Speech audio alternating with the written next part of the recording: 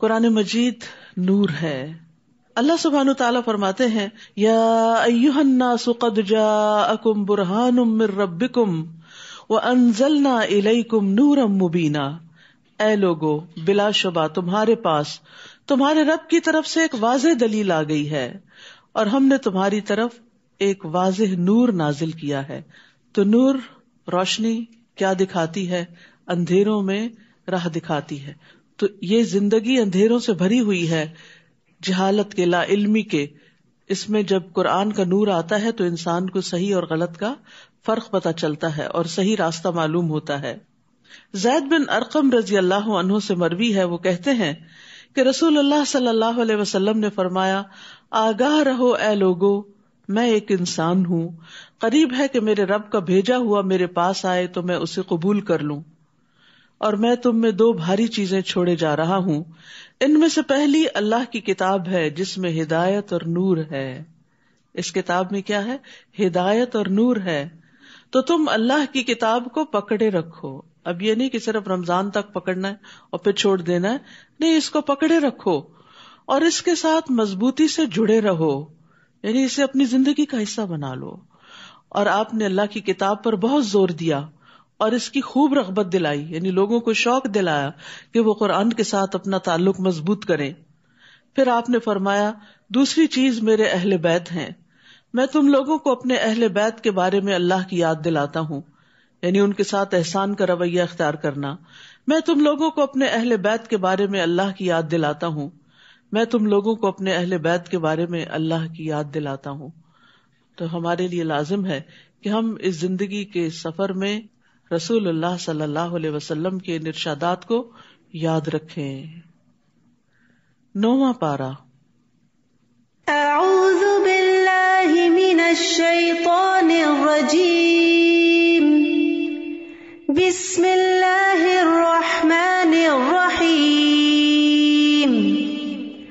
قال الملأ الذین استکبروا من قومه لنخرجنک یا شعیب والذین آمنوا معك من قريتنا أو لتعودن في ملتنا قال أولو كنا كارهين. شروع کرتی ہوں اللہ کے نام سے جو بے انتہا مہربان نہایت رحم فرمانے والا ہے. اس قوم کے متکبر سرداروں نے کہا، شعیب، ہم تجھے اور ان لوگوں کو جو تیرے ساتھ ایمان لائے ہیں اپنی بستی سے نکال دیں گے، یا پھر تمہیں ہمارے دین میں واپس آنا ہوگا. شعیب علیہ السلام نے کہا، خواہ ہم اسے ناپسند کرتے ہوں تو بھی. تو ہم دیکھتے ہیں کہ ہر نبی کی مخالفت اس قوم کے بڑے بڑے لوگوں نے کی، ایلیٹ کلاس نے کی، اور اس کی بنیادی وجہ کیا تھی کہ وہ اپنے آپ کو بڑا سمجھتے تھے. وہ سمجھتے تھے کہ اگر نبوت بھی آنی تھی تو اس کے حقدار ہم زیادہ تھے، ہمارے پاس یہ سب کچھ آنا چاہیے تھا، ہم لوگوں کو گائیڈ کرتے، اور اب چونکہ نبوت کسی اور کے پاس آ گئی ہے تو ہم اس کی پیروی کرنے والے نہیں. تو متکبر لوگوں کا طریقہ کار ایک ہی جیسا ہوتا ہے، وہ ناحق طریقے سے جھگڑا اور بحث کرتے ہیں، اور اگر اس پہ بے بس ہو جاتے ہیں تو دھمکیوں پہ اتر آتے ہیں. اور یہاں پر وہ دھمکیاں دے رہے ہیں کہ ہم تمہیں اپنی قوم سے نکال دیں گے، اپنے ملک سے نکال دیں گے، ہم تمہیں اپنے درمیان برداشت نہیں کرتے، اور جو تمہارے اوپر ایمان لے آئے ہیں ان کو بھی نکال دیں گے، یا پھر لازماً تمہیں ہماری ملت میں واپس آنا ہوگا، ہمارے طریقوں کو فالو کرنا ہوگا. تو شعیب علیہ السلام نے صرف اتنا کہا، اولو کننا کارہین، کیا پھر بھی اگر ہم اسے ناپسند کرتے ہوں. کیونکہ اہل ایمان کے لیے ایمان کو چھوڑنا، دین کو چھوڑنا، دین کے طریقے کو چھوڑنا انتہائی ناپسندیدہ ہوتا ہے. اور جس شخص کو ایمان کی حلاوت ایک دفعہ نصیب ہو جاتی ہے پھر وہ ایمان کو ترک نہیں کرتا. انس رضی اللہ عنہ سے روایت ہے کہ نبی صلی اللہ علیہ وسلم نے فرمایا، 3 باتیں جس کسی میں ہوں گی وہ ایمان کی مٹھاس پا لے گا. یہ کہ اللہ اور اس کا رسول اس کے نزدیک ہر چیز سے زیادہ محبوب ہوں، اور یہ کہ آدمی جس کسی سے محبت کرے صرف اللہ کے لیے کرے، کوئی دنیا کا لالچ بیچ میں نہ ہو، اور یہ کہ کفر میں دوبارہ لوٹنے کو اس طرح ناپسند کرے جیسا کہ وہ آگ میں پھینکے جانے کو ناپسند کرتا ہے. یعنی اسلام سے پھر مرتد ہو کے کفر کی طرف جانا اس کے لیے ایسے ہی ہو جیسے جہنم میں جانا ہے. قد افترینا علی اللہ کذبا ان عدنا فی ملتکم بعد اذ نجانا اللہ منہا. اگر ہم تمہارے دین میں دوبارہ چلے جائیں، تمہارے دین میں، کیونکہ انبیاء کا شرک والا دین کبھی نہیں رہا، تو اس کا مطلب یہ ہوگا کہ ہم نے اللہ پر جھوٹ باندھا تھا. یعنی جو کچھ ہم تمہیں کہہ رہے تھے وہ بالکل غلط بات تھی، جبکہ اللہ اس سے ہمیں نجات دے چکا ہے. ہم سے یہ ممکن نہ ہوگا کہ ہم اس میں دوبارہ چلے جائیں، الا یہ کہ ہمارے رب کی ایسی ہی مشیت ہو. ہمارے رب نے علم سے ہر چیز کا احاطہ کر رکھا ہے. ہم اللہ ہی پر بھروسہ کرتے ہیں. علی اللہ توکلنا ربنا افتح بیننا وبین قومنا بالحق وانت خیر الفاتحین. اور پھر دعا کی، اے ہمارے رب، ہمارے اور ہماری قوم کے درمیان انصاف سے فیصلہ کر دے، اور تو ہی سب سے بہتر فیصلہ کرنے والا ہے. یہاں پر ہم دیکھتے ہیں کہ ایک نبی بھی اپنے نیک عمل پر، اپنے ایمان پر غرور نہیں کرتے.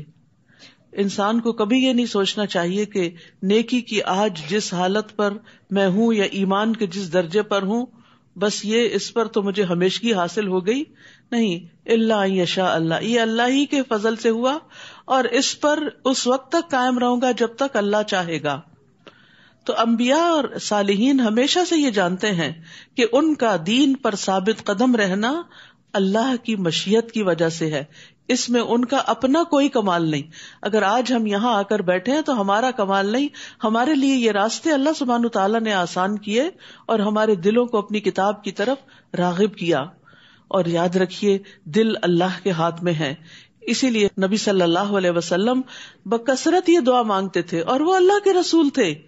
یا مقلب القلوب ثبت قلبی علی دینک، اے دلوں کے پھیرنے والے، میرے دل کو اپنے دین پر ثابت قدمی عطا فرما. تو ہم سب کو بھی اس راستے پر ثابت قدمی کی دعا کرنی چاہیے. تو ایک مرتبہ صحابہ نے عرض کیا، یا رسول اللہ صلی اللہ علیہ وسلم، ہم آپ پر اور آپ کی تعلیمات پر ایمان لائے ہیں، کیا آپ کو ہمارے متعلق کسی چیز سے خطرہ ہے کہ ہم پھر جائیں گے؟ آپ نے فرمایا، ہاں، کیونکہ دل اللہ عز و جل کی انگلیوں میں سے 2 انگلیوں کے درمیان ہے، وہ جیسے چاہتا ہے اسے بدل دیتا ہے. تو اس لیے انسان ہدایت پر ہوتے ہوئے بھی ڈرتا رہے کہ کہیں ایسا نہ ہو کہ کوئی ایسی چیز مجھے اس دین سے پھیرنے کا سبب بن جائے.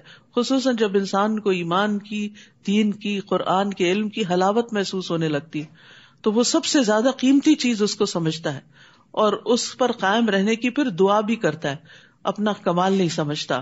یاد رکھیے، ایک لمحے میں دل پلٹ سکتے ہیں، ایمان سے کفر کی طرف الٹ سکتے ہیں. جبیر بن نفیر سے مروی ہے، وہ کہتے ہیں، میں حمص میں ابو درداء کے پاس ان کے گھر گیا تو وہ اپنی مسجد میں کھڑے نماز پڑھ رہے تھے. جب وہ تشہد میں بیٹھے تو نفاق سے اللہ عز و جل کی پناہ مانگنے لگے. جب انہوں نے سلام پھیرا تو میں نے ان سے کہا، اے ابو درداء، اللہ آپ کو معاف فرمائے، آپ کا نفاق سے کیا تعلق؟ آپ کو کیوں منافقت سے ڈر لگ رہا ہے؟ آپ اور نفاق کا کیا جوڑ؟ انہوں نے 3 دفعہ کہا، اللہم غفرن، اللہم غفرن، اللہم غفرن، اللہ تو معاف کر دینا. فرمایا، اللہ کی قسم، ایک آدمی ایک گھڑی میں ہی ایک فتنے میں ڈال دیا جاتا ہے اور وہ اپنے دین سے پھر جاتا ہے. یعنی بعض اوقات شیطان کوئی ایسا وسوسہ دل میں ڈالتا ہے کہ انسان کہیں سے کہیں پہنچ جاتا ہے. تو اس لیے بہت ضروری ہے کہ انسان اللہ تعالیٰ سے استقامت مانگتا رہے. وقال الملأ الذين كفروا من قومه لئن اتبعتم شعيبا انكم اذا لخاسرون. اس کی قوم کے کافر سرداروں نے کہا، اگر تم لوگوں نے شعیب کی پیروی کی تو تم نقصان اٹھاؤ گے. پھر بالآخر کیا ہوا کہ وہ اپنی ضد پہ اڑے رہے تو اللہ کا عذاب ان پہ آ گیا. فأخذتهم الرجفة فأصبحوا في دارهم جاثمين. پھر انہیں ایک خطرناک زلزلے نے آ لیا اور وہ اپنے گھروں میں اوندھے پڑے رہ گئے. یعنی انہیں زلزلے نے آ پکڑا. انہوں نے شعیب علیہ السلام اور ان کے ساتھیوں کو دھمکایا تھا اور شہر سے نکال دینے کا پروگرام بنایا تھا، تو اللہ سبحانہ وتعالیٰ نے ان پہ زلزلہ بھیج کے ان کو پکڑ لیا. الذین کذبوا شعیبا، جن لوگوں نے شعیب علیہ السلام کو جھٹلایا تھا ان کی حالت یہ ہو گئی گویا وہ کبھی آباد ہی نہ ہوئے تھے، حالانکہ وہ بزنس والے لوگ تھے، بہت مالدار لوگ تھے، بہت کھاتے پیتے، بہت فلرشڈ تھے، لیکن سب بجھ کر رہ گئے. جنہوں نے شعیب علیہ السلام کو جھٹلایا تھا بالآخر وہی خسارے میں رہے، انہوں نے ہی نقصان اٹھایا. شعیب انہیں یہ کہتے ہوئے وہاں سے چلے گئے کہ اے میری قوم، میں نے تمہیں اپنے رب کا پیغام پہنچا دیا تھا اور ممکن حد تک میں تمہاری خیر خواہی کرتا رہا، تو اب میں ان لوگوں پر کیسے افسوس کروں جو انکار ہی کرتے رہے، مان کے ہی نہ دیے. اور ہم نے جب بھی کسی بستی میں کوئی نبی بھیجا تو وہاں کے رہنے والوں کو سختی اور تکلیف میں مبتلا کیا تاکہ وہ عاجزی کی روش اختیار کریں. پھر ہم نے ان کی بدحالی کو خوشحالی میں بدل دیا، یہاں تک کہ وہ خوب پھلے پھولے اور کہنے لگے یہ اچھے اور برے دن تو ہمارے آباء و اجداد پر بھی آتے رہے ہیں. پھر یکدم ہم نے انہیں پکڑ لیا اور انہیں خبر تک نہ ہوئی. تو یاد رکھیے کہ خوشحالی اور بدحالی دونوں ہی امتحان کے دو پرچے ہوتے ہیں، دونوں ہی امتحان. تکلیف میں تو انسان پھر سمجھتا ہے کہ یہ میرے اوپر امتحان ہے، آزمائش ہے، پتہ نہیں اللہ تعالیٰ کی ناراضگی ہے کوئی، اس وجہ سے میرے حالات نہیں بدلتے. لیکن جب خوشحالی آتی ہے اور نعمتیں فراواں ہو جاتی ہیں تو انسان سب کچھ بھول جاتا ہے. انسان کے اندر یہ خیال آتا ہے کہ میرا رب مجھ سے بڑا راضی، لہٰذا وہ گناہ پہ گناہ بھی کرتا چلا جاتا ہے، اللہ کی نافرمانیوں کی طرف چل پڑتا ہے اور توبہ استغفار بھی نہیں کرتا. تو اس لیے صحابہ کرام جو تھے جب ان پہ نعمتیں بہت آ جاتی تھی تو ان سے بھی وہ ڈرتے تھے کہ کہیں یہ رب کی طرف سے ڈھیل نہ ہو، استدراج نہ ہو، کہ اس کے بعد پکڑ نہ ہو کہیں. تو نعمتوں کو بھی عاجزی کے ساتھ استعمال کرنا چاہیے اور اس میں سے اللہ کا اور بندوں کا حق نکالتے رہنا چاہیے تاکہ شکر ادا ہوتا رہے اور نعمتیں برقرار رہیں. وَلَوْ أَنَّ أَهْلَ الْقُرَىٰ آمَنُوا وَاتَّقَوْا. اب یہاں بتا دیا گیا کہ نعمتیں کیسے برقرار رہتی ہیں، نعمتیں کیسے آتی ہیں. اور اگر یہ بستیوں والے ایمان لاتے اور تقوی اختیار کرتے، دو چیزیں اللہ کو راضی کرنے والی، ایمان اور تقوی، تو ہم ان پر آسمان اور زمین کی برکات کے دروازے کھول دیتے. لیکن انہوں نے جھٹلا دیا، پھر ہم نے انہیں ان کے کرتوتوں کی پاداش میں دھر لیا. کیا یہ بستیوں والے اس بات سے نڈر ہو گئے ہیں کہ رات کے وقت ان پر ہمارا عذاب آ جائے اور وہ سوئے ہوئے ہوں، کہ آنکھ بھی نہ کھلے؟ اور یاد رکھیے اچانک پکڑ یہ عذاب کی علامت ہوتی ہے. یا وہ اس بات سے نڈر ہو گئے ہیں کہ چاشت کے وقت ان پر ہمارا عذاب آئے اور وہ کھیل رہے ہوں، یعنی ہسل بسل شروع ہو گئی ہو، لوگ اپنے کاموں کے لیے بھاگ دوڑ کر رہے ہوں، یعنی کسی بھی وقت آ سکتا ہے، کسی بھی وقت پکڑ ہو سکتی ہے. کیا یہ لوگ اللہ کی چال سے بے خوف ہو گئے ہیں؟ حالانکہ اللہ کی چال سے وہی قوم بے خوف ہوتی ہے جو نقصان اٹھانے والی ہو. یعنی اللہ سبحانہ تعالیٰ کا ان کے خلاف چال چلنا کیا ہے کہ ان کو پہلے مہلت دے، ڈھیل دے، ان پر دنیا کی زندگی کے انعامات عام کر دے اور پھر اچانک رسی کھینچ لے. حسن بصری کہتے ہیں مومن نیک کام کرتے ہوئے بھی ڈرتا، لرزتا اور خوف کھاتا ہے. ہم سب کو اپنے بارے میں سوچنا چاہیے کہ نیکی کرتے ہوئے، نماز پڑھتے ہوئے، خیرات کرتے ہوئے، کسی کی مدد کرتے ہوئے ہمارے دل کا حال کیا ہوتا ہے.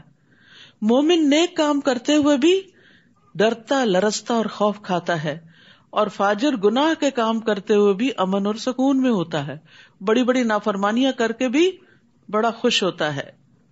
رسول اللہ صلی اللہ علیہ وسلم نے فرمایا بے شک مومن اپنے گناہوں کو ایسے دیکھتا ہے جیسے وہ کسی پہاڑ کے نیچے بیٹھا ہو، یعنی گناہ اس کو پہاڑ کی طرح نظر آتے ہیں اور اسے یہ خطرہ ہو کہ یہ پہاڑ اس کے اوپر نہ گر جائے.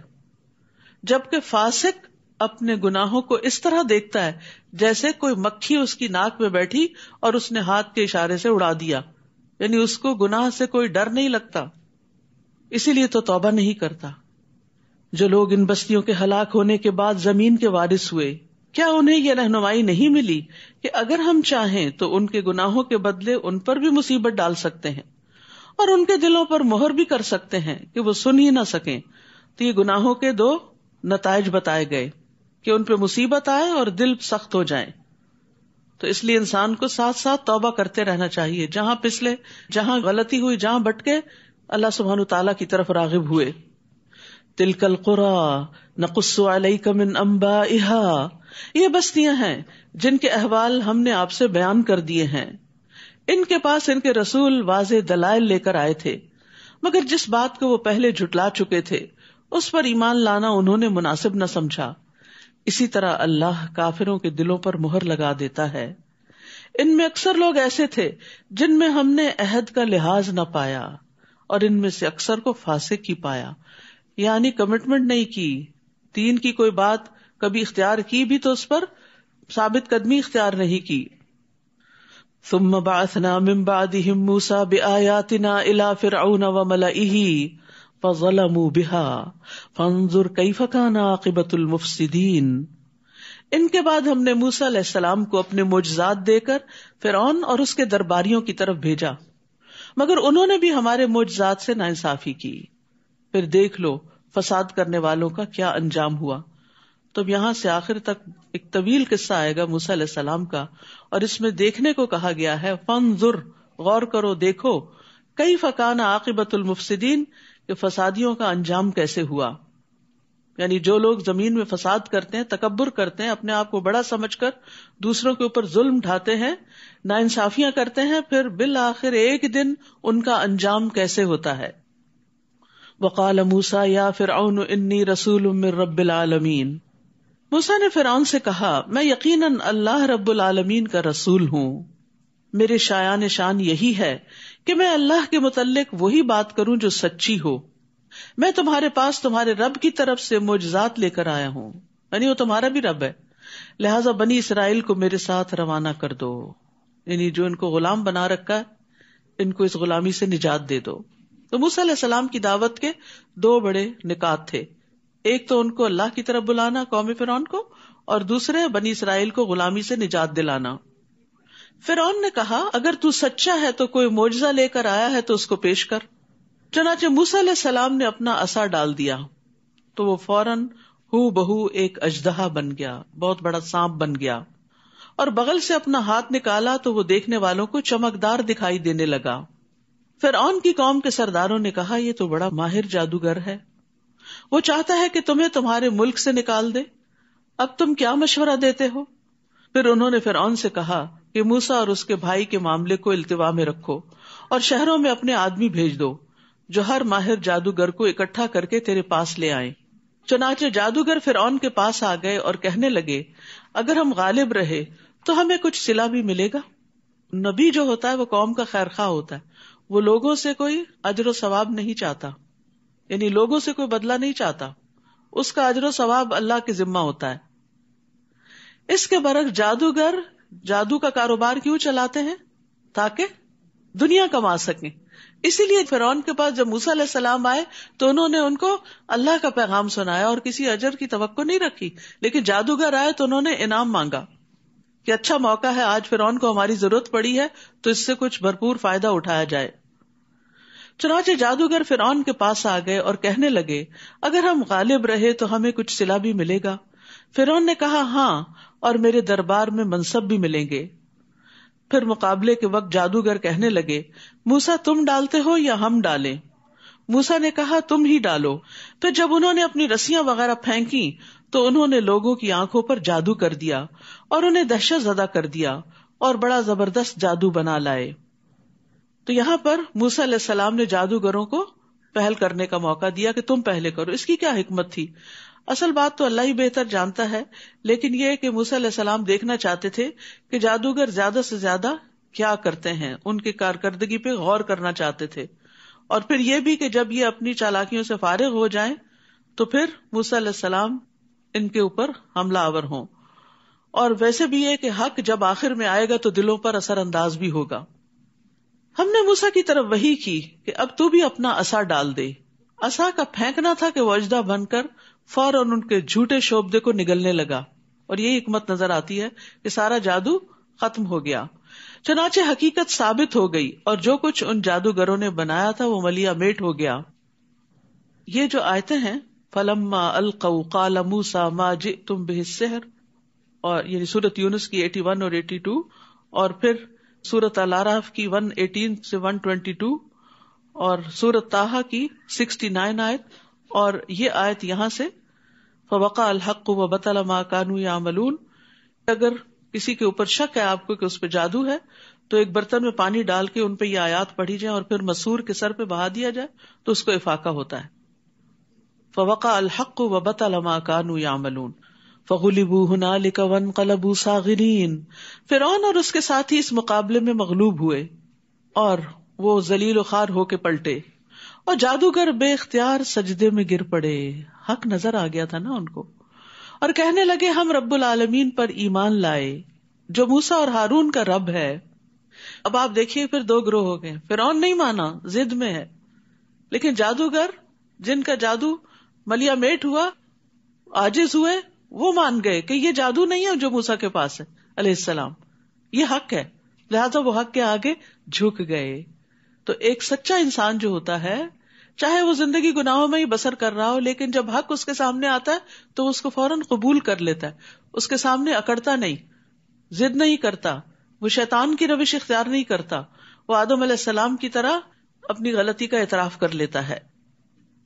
فرعون نے انہیں کہا قبل اس کے کہ میں تمہیں اجازت دیتا تم موسیٰ پر ایمان لے آئے، یقیناً یہ تمہاری ایک سازش تھی جو تم نے اس شہر میں کی تاکہ اس کے باشندوں کو یہاں سے نکال دو، سو تمہیں جلد ہی اس کا انجام معلوم ہو جائے گا.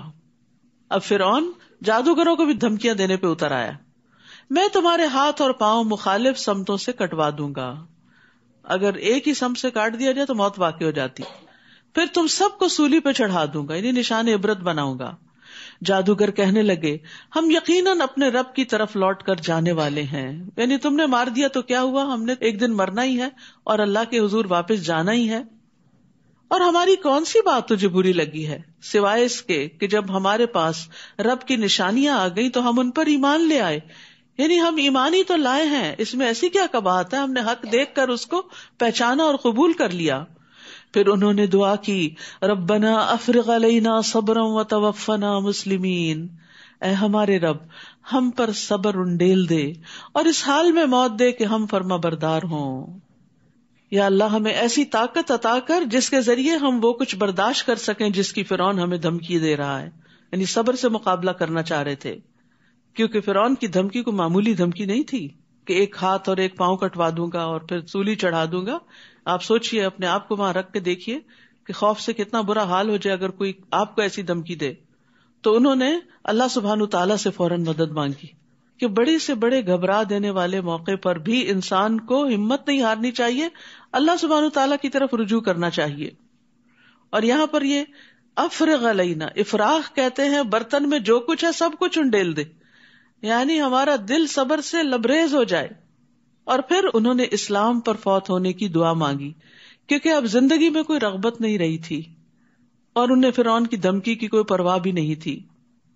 ان کا مقصد کیا تھا کہ آخرت میں نجات پا جائیں، جو کچھ اللہ کے پاس ہے اسے حاصل کرنے میں کامیاب ہو جائیں. اور ان باتوں سے فرعون اور ذلیل ہو گیا اور اس کی دھمکیاں بیکار ہو گئیں. اب آپ دیکھیے وہ جو پیچھے بات ہوئی تھی نا کہ لمحے میں دل پلٹ جاتے، یہ اس کی عملی مثال ہے. ان جادوگروں کے دل لمحے میں پلٹ گئے، جب دیکھا عصا کو بس جاتے دیکھا کہ سارا ان کا جادو نکل گیا، تو ضد میں نہیں آئے کہ ہم ہار گئے ہیں، ہم ان کی بات نہیں دیکھتے. انہوں نے کہا اوہ یہی حق ہے. حق کو دیکھتے ہی فوراً قبول کر لیا، دل پلٹ گئے، ایمان کی طرف آ گئے. اور پھر ایمان جب آیا تو اس کی روشنی سے انہیں جو سب سے بڑی فکر لگی وہ آخرت کی تھی، فرعون کی دھمکیوں کی بھی نہیں. اس کے مقابلے میں صبر مانگ لیا، لیکن اصل میں آخرت کی کامیابی مانگی. اصل ایمان ہی اس شخص کا سچا ہے جس کو اپنی آخرت کی فکر ہوتی ہے کہ کسی بھی میرے کام کا انجام وہاں کیا ہوگا، آگے کیا بنے گی، جو ہمیشہ کی زندگی ہے. وقال الملأ من قوم فرعون اتذر موسى وقومه ليفسدوا في الارض، اور فرعون کی قوم کے سردار فرعون سے کہنے لگے کیا تو موسیٰ اور اس کی قوم کو یوں ہی چھوڑ دے گا کہ زمین میں فساد مچاتے پھریں اور تجھے اور تیرے معبودوں کو چھوڑ دیں. وہ کہنے لگا میں ان کے بیٹوں کو مروا ڈالوں گا، اور بنی اسرائیل کو اور دھمکی، اور ان کی عورتوں کو زندہ رہنے دوں گا، اور ہمیں ان پر پوری قدرت حاصل ہے. موسیٰ نے اپنی قوم سے کہا استعینوا باللہ واصبروا، اللہ سے مدد مانگو اور صبر کرو. سبحان اللہ، وہی بات جو جادوگروں نے جو ایمان لے آئے تھے کہی، اور یہاں بھی وہی ایمان اور صبر کی بات ہے، اللہ سے مدد مانگنے کی بات ہے اور صبر کرنے کی. یاد رکھیے ہر مشکل میں، چھوٹی ہو یا بڑی، سب سے پہلے ہمارے دل میں اللہ سبحانہ تعالیٰ کا خیال آنا چاہیے اور اس سے دعا کرنی چاہیے. اور مشکل کا مقابلہ کرنے کے لیے اللہ سے مدد مانگنی چاہیے. سورۃ البقرہ میں بھی ہم نے پڑھا کہ وَاسْتَعِینُوا بِالصَّبْرِ وَالصَّلَاةِ. تو صلاۃ جو ہے، نماز، یہ اللہ سے دعا مانگنے کا بہترین ذریعہ ہے. مجھے اچھی طرح یاد ہے کہ میری والدہ کی وفات ہوئی تو ان کو پہلی نظر میں جب فوت ہوئے میں نے دیکھا تو دل بیٹھ گیا، لیکن فوراً مجھے یہی آیتیں یاد آئیں کہ وَاسْتَعِینُوا بِالصَّبْرِ وَالصَّلَاةِ، اور پہلا کام میں نے یہی کیا کہ فوراً نماز پڑھی. اور آپ یقین کریں کہ نماز سے پہلے اور بعد کے دل کی حالت میں زمین اور آسمان کا فرق تھا. دل ٹھہر گیا، ایک سکینت نازل ہونے لگی، اور اس کے بعد کے سارے مرحلے آسان ہو گئے. یہ نہیں کہ آنکھوں میں آنسو نہیں آتے تھے، لیکن بے قراری کی کیفیت چلی گئی. تو وفات ہو کسی کی، کوئی چوری ہو، کوئی نقصان ہو، کچھ ہو، جب انسان اللہ سبحانہ و تعالیٰ کی طرف راغب ہو جاتا ہے تو دل بدل جاتا ہے. باہر تو وقت کے ساتھ ہی تبدیلی آئے گی، لیکن اندر کی تبدیلی انسان کو اسٹرانگ کر دیتی ہے، پرسکون کر دیتی ہے. اور جب آپ پرسکون ہوتے ہیں تو پھر ہوش و حواس سے سارے فیصلے کرتے ہیں. ورنہ عموماً انسان ایسے مواقع پہ جذباتی ہو کے، ٹچی ہو کے ایک دوسرے سے لڑ جھگڑ پڑتا ہے، چھوٹی چھوٹی باتوں پر چیخنا چلانا شروع کر دیتا ہے، جو کہ اللہ تعالیٰ کو ناراض کرنے والی بات ہے. تو ہر غم، ہر دکھ، ہر تکلیف کے موقع پر اللہ سے مدد مانگو، نماز پڑھو اور صبر اختیار کرو، اور صبر کی دعا بھی کرے. ربنا افرغ علینا صبر، اللہ انڈیل دے صبر، کیونکہ دل کی بے قراری صبر کے آنے کے بعد ہی درست ہوتی ہے. فرمایا یہ زمین اللہ کی ہے، وہ اپنے بندوں میں سے جسے چاہے اس کا وارث بنا دے، اور انجام خیر تو پرہیزگاروں ہی کے لیے ہے، تقوی والوں ہی کے لیے ہے، عاقبت انجام تو متقی کے لیے ہی بہتر ہے. وہ موسیٰ سے کہنے لگے تمہارے آنے سے پہلے بھی ہمیں دکھ دیا جاتا تھا اور تمہارے آنے کے بعد بھی دیا جا رہا ہے. ہمیں تو لگتا تھا کہ کوئی آئے گا مسیحا جو ہمیں ان مصیبتوں سے نجات دلائے گا، لیکن ہمارے اوپر تو مشکلات اور زیادہ ہوتی جا رہی ہیں. موسیٰ نے جواب دیا ان قریب تمہارا رب تمہارے دشمن کو ہلاک کر دے گا. تسلی دی انہیں، اور اس سرزمین میں تمہیں خلیفہ بنا دے گا، پھر دیکھے گا کہ تم کیسے عمل کرتے ہو. یعنی یہ مشکل تو ٹل جائے گی، لیکن جب خوشحالی آئے گی تو پھر بھی ایک آزمائش ساتھ آئے گی. اور وہ کیا کہ تم کرتے کیا ہو. اللہ سبحانہ و تعالیٰ ہم سے ہر حال میں یہ دیکھتے ہیں ہم کرتے کیا ہیں. خوشی کے موقع پہ کیا کرتے ہیں، غم کے موقع پہ کیا کرتے ہیں، دکھ کے موقع پہ کیا کرتے ہیں. جب کوئی ہمارے ساتھ اچھا سلوک کرتا ہے تو ہم کیا کرتے ہیں، کوئی برا کرتا ہے تو ہم کیا کرتے ہیں. فَيَنظُرْ كَيْفَ تَعْمَلُونَ، اور وہ ہر وقت دیکھ رہے ہیں ہم کر کیا رہے ہیں. تو ہم سب کو اپنے عمل کی فکر ہونی چاہیے کہ ہمارے ری ایکشنز کیا ہیں، ڈفرینٹ سچویشنز میں ہم کس طرح ری ایکٹ کر رہے ہیں، اور یہی ہمارا عمل ہوتا ہے، اور اسی پر ہماری جزا یا سزا لکھی جاتی ہے. پھر ہم نے آل فرعون کو کئی سال تک قحط اور پیداوار کی کمی میں مبتلا رکھا کہ شاید وہ کوئی سبق حاصل کرے. جب اتنا بڑا معجزہ دیکھ کے بھی نہیں مانے تو ابھی مزید بھی ڈھیل دی گئی، کئی سال اور دیے گئے شاید سمجھ جائیں. ویسے اللہ سبحانہ وتعالیٰ کا حوصلہ ہے کہ ایسے لوگوں کو برداشت کرنا. ہم ہوں اور ہمارے پاس طاقت ہو تو ہم اپنے مخالفوں کو ایک لمحے میں نیست و نابود کر دیں. یہ تو بے بسی ہے نا کہ پھر انسان صبر کر جاتا ہے. لیکن اللہ سبحانہ وتعالیٰ واقعی الصبور ہے، انتہا درجے کا صبر کرنا، الحلیم ہے، بے حد برداشت کرنے والا ہے، بردبار ہے. تو پھر اب قوم فرعون کا ایک اور امتحان ہوا، قحط سالی اور خشک سالی، یعنی پیداوار آسمانی آفتوں سے ہلاک ہو جاتی، یعنی فصلیں ماری جاتی یا پھر کچھ اگتا نہیں. یہ سب کچھ کس لیے تھا؟ لعلہم یذکرون، شاید کہ وہ نصیحت حاصل کریں، کیونکہ سختیاں، تکلیفیں، آزمائشیں انسان کا دل نرم کرتی ہیں، انسان کے اندر جھکاؤ آتا ہے، اور اللہ سبحانہ تعالیٰ کے پاس جو کچھ اجر و ثواب ہے اور جنت میں جو کچھ موجود ہے، سختی کے وقت انسان اس کی طرف راغب ہوتا ہے.